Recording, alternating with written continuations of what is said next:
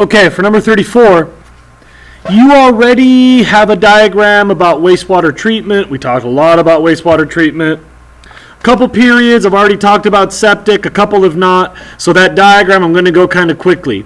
Wastewater leaves the house and goes into a septic tank, which is like a box with a wall that partially divides.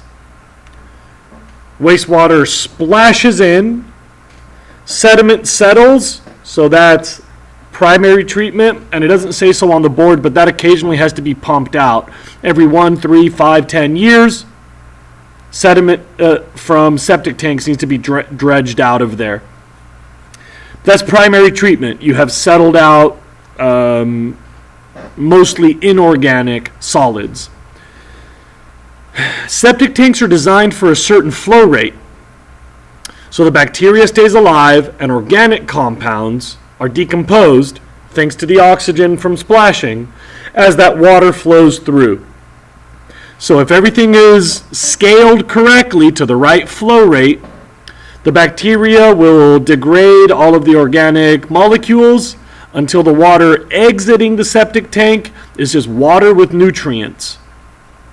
So that was your secondary treatment. And that outflow goes to a leach field, which is buried pipes with holes in them, so that the water with nutrients can go into the ground, where plants will soak up those nutrients. That's nutrient uptake.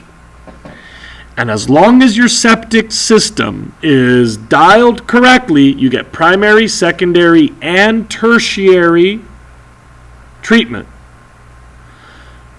You get nutrient recycling, uptake into the trees, irrigation, by the way, of your landscape. I had one of these up at my property in the mountains for 10 years, and it was awesome when we moved out of the composting toilet and started using a regular flushing toilet.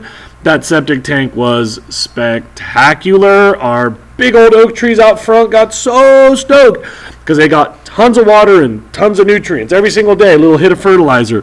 Those trees were really stoked. Big problem with septic tanks is when the lid breaks, the flow rate gets messed up because surface flow, like rainfall, flushes the water through too quickly, and then you get bacteria in the ground, and that's the problem. The lid, rainwater, changes the flow rate of a septic tank. Okay, number 35. Wetlands are great because of the nutrient uptake. That's pretty much it. I think I talked yesterday in most of my classes about Humboldt. If not, ask me on Thursday. Now, take out your study guide. We'll do the stars. Be right back.